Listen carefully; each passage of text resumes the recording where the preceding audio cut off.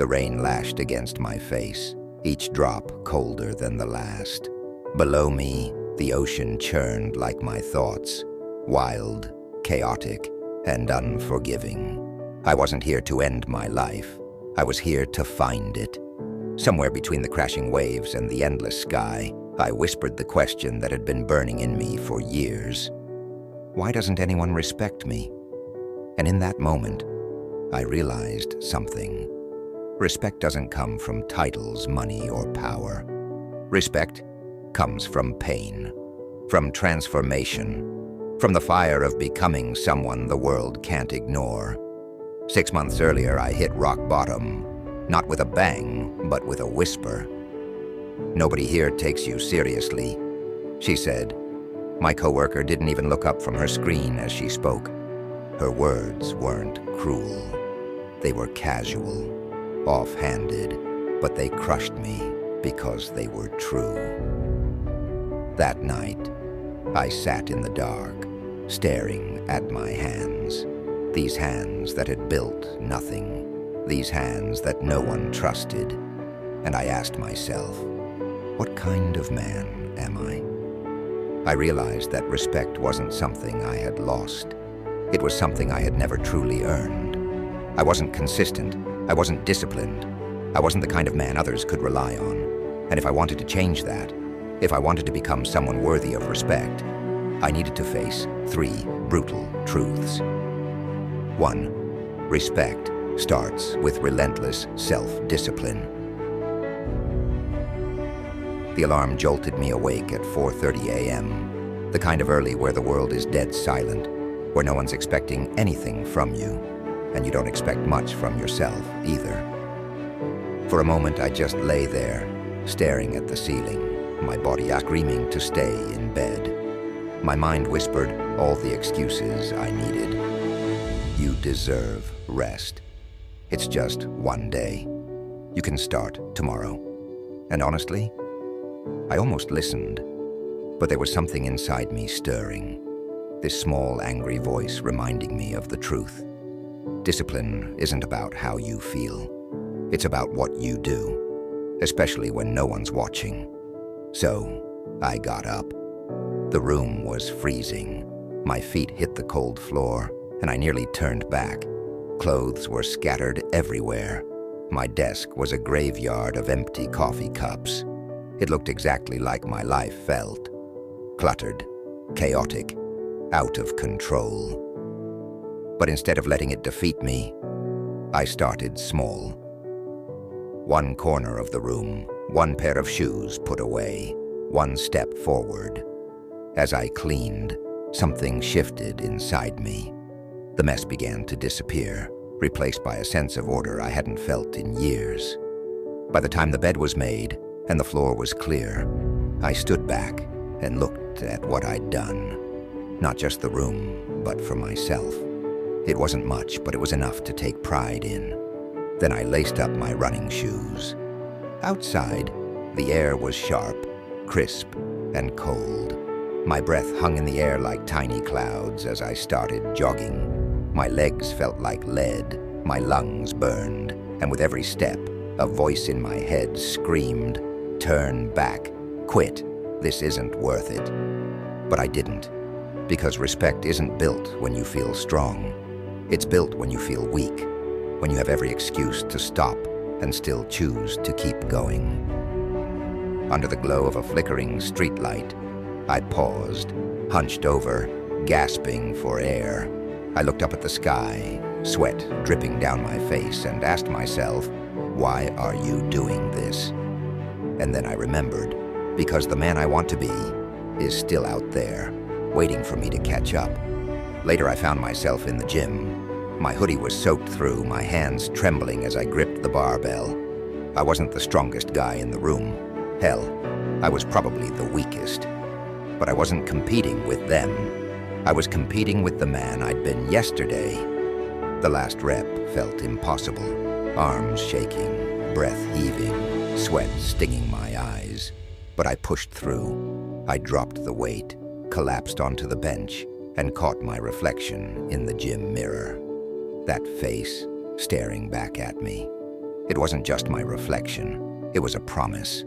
A promise that I'd never quit on myself again. That I'd keep showing up, day after day, until the man I saw in that mirror was someone I could finally respect. That's the thing about self-discipline. It's not glamorous. It's not some heroic, applause-worthy moment. It's a brutal, quiet war you fight every morning when the alarm rings, every time your body says no, and every time your mind tries to talk you out of it.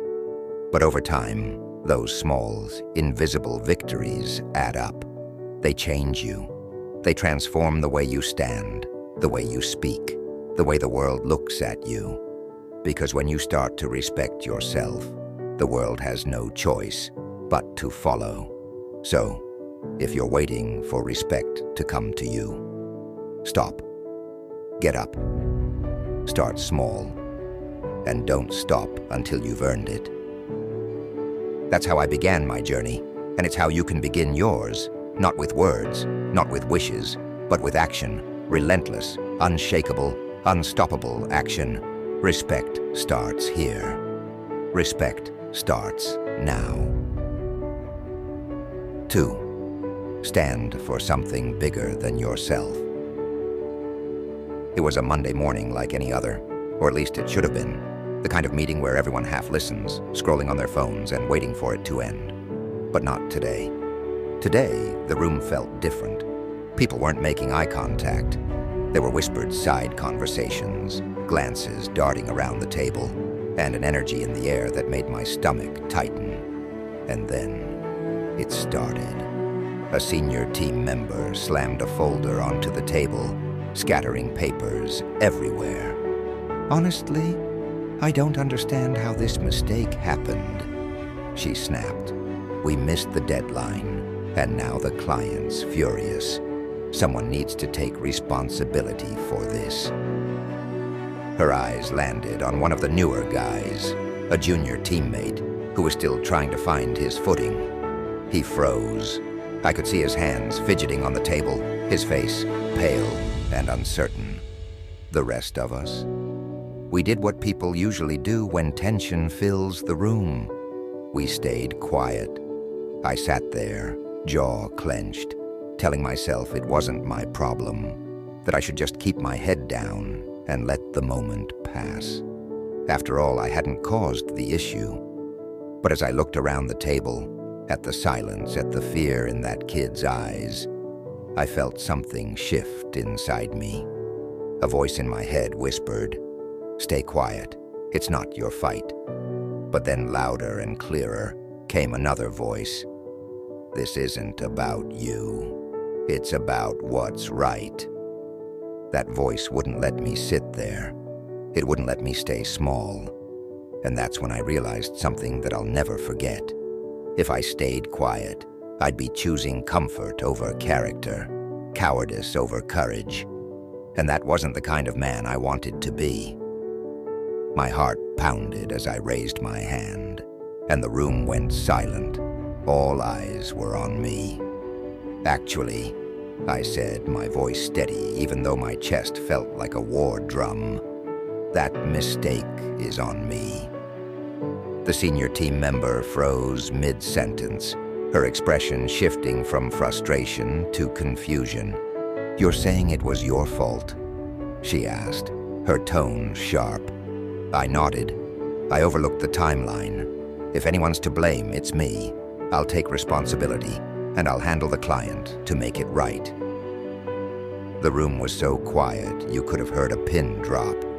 My palms were sweating, and every instinct in my body told me to sit down, to let the moment pass. But I stood my ground because respect isn't about being comfortable. It's about standing tall when the world expects you to stay small. After the meeting, the junior teammate came up to me. His voice was quiet, but his words hit me harder than I expected. "Thank you," he said. "You didn't have to do that." I looked him in the eye and told him the truth. Actually, I did, because if I won't stand for what's right, who will? That moment changed everything for me. I realized that respect isn't about being right. It's about being real. It's about standing for the truth, even when it's uncomfortable, even when it costs you, and even when the world is watching and waiting for you to falter. Over the next few weeks, I noticed the shift. People started greeting me differently in the hallways. Co-workers who once overlooked me now asked for my input in meetings. Even the ones who didn't always agree with me treated me with a kind of quiet acknowledgement. Because respect doesn't just happen when you speak up. It happens when you live by a code. When you stand for something bigger than yourself, people can't help but notice. Weeks later, I sat in another meeting, watching that same junior teammate, his voice stronger this time, stand up to challenge a proposal. The room listened. They respected him, and I couldn't help but smile. That's the thing about standing for something bigger than yourself. It creates a ripple effect. When you choose courage over comfort, you don't just earn respect, you inspire it in others. And that's how respect spreads, not just to you, but through you. 3. Respect is earned by lifting others. I used to think respect was about being at the top, standing above everyone else, making sure they saw me. But I learned something different. Respect isn't a throne you sit on, it's a bridge you build. It started with the little things. One morning I walked into the office and there was Sarah, the receptionist. Phones were ringing, papers were piling up, and she looked completely overwhelmed. I stopped and asked, "Hey Sarah, need a coffee?" She froze for a second, surprised, then smiled. "That'd be amazing, thanks." It wasn't much, a cup of coffee, but the way her face lit up reminded me. Respect isn't earned in grand gestures. It's built in small moments when you show people you see them, that they matter. Later that day, I grabbed 2 coffees and made my way down the hallway to find Robert, the janitor. He's an older guy with calloused hands and tired eyes. He'd been in the background for as long as I could remember, always working hard, always overlooked. I handed him a cup and said, "Mind if I sit for a bit?"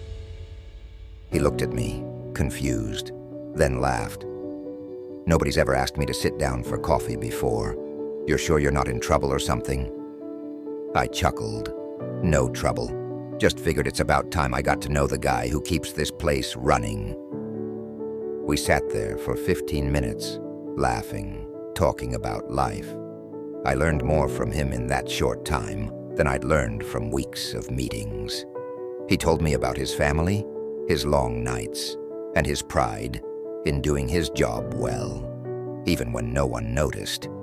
And in that moment, it hit me. Respect is about lifting people up, especially the ones who've been invisible to everyone else. Sometimes, they're the ones who'll teach you the most. I started to listen more, not just in moments like that, but in meetings too. I used to think I had to dominate conversations to earn respect. I thought my ideas had to be louder, sharper, more impressive. But I realized I was wrong. Respect isn't about being the loudest voice in the room. It's about making space for others to find theirs. In one meeting, a junior teammate was presenting an idea. I could see his hands shaking as he struggled to get his point across. I leaned in, nodded, and asked a few questions, not to challenge him, but to encourage him. The energy in the room shifted. People started engaging and his confidence grew. I stopped treating people as tools to my success and started seeing them as partners in the journey. When I spoke, I made sure my words mattered. But when others spoke, I listened like their words mattered more. It wasn't about big, dramatic moments. It was about showing up for people in quiet ways, staying late to help a colleague finish a project, giving constructive feedback to an intern who was clearly overwhelmed, stepping aside to let someone else take credit for a win they'd worked hard for. These weren't heroic acts. They were small acts of service done without expectation, without ego. And something incredible started happening. Co-workers who used to rush past me in the hallways started smiling, nodding, stopping to chat. My relationships changed. The office changed. Because respect isn't about making yourself look bigger. It's about lifting others so they can rise higher. And when they rise, so do you. One evening, as I was wrapping up a late night at the office, Robert, the janitor, stopped by my desk. He hesitated for a moment, then handed me a small folded note. "Just wanted to say thanks," he said, "for seeing me. Most people just walk past, but not you." I opened the note after he left. It read, "People like you make this place feel human. Thank you." I stared at it for a long time, humbled. That note meant more to me than any praise I'd ever received, because it wasn't about my work or my achievements. It was about who I was becoming. When you give respect freely, it doesn't just stay with you. It ripples outward. It changes the way people see themselves, the way they interact with the world. A few weeks later, I watched that same junior teammate confidently present to an executive board. I saw a senior colleague pause in a meeting to truly listen to someone she'd usually dismiss. Those ripples of respect, they started spreading, and the culture around me started shifting. If you want respect, you have to give it first. Not to climb higher, but to lift others higher. Because in the end, respect isn't about who stands above. It's about who you've helped stand beside you. And when you lift others, you don't just earn their respect. You build a stronger world. One bridge, one act of kindness, one moment at a time. 6 months later, I was no longer the man slumped at his desk. I was the man standing at the head of the table. But it wasn't the title or the presentation that earned me respect. It was the journey. Every early morning, every hard truth, every moment I chose discipline over comfort, action over talk, and service over ego. That's what changed me. That's what made people listen. So now I'm asking you, are you disciplined when no one's looking? Do you stand for something real, even when it costs you? Do you lift others, or are you just climbing alone? Because here's the truth. Respect isn't something you find. It's something you build, brick by brick, moment by moment. The world doesn't owe you respect. But if you're willing to fight for it, if you're willing to become the man you've always known you could be, you'll earn it. And when you do, no one can ever take it away. Respect isn't given, it's earned. Start your journey today. If this hit home, share this video. Not for me, but for the man you know who's stuck, who needs to hear this. And if you're ready to take the first step, drop a comment below. I'm in. Because this isn't just a story. This is a movement.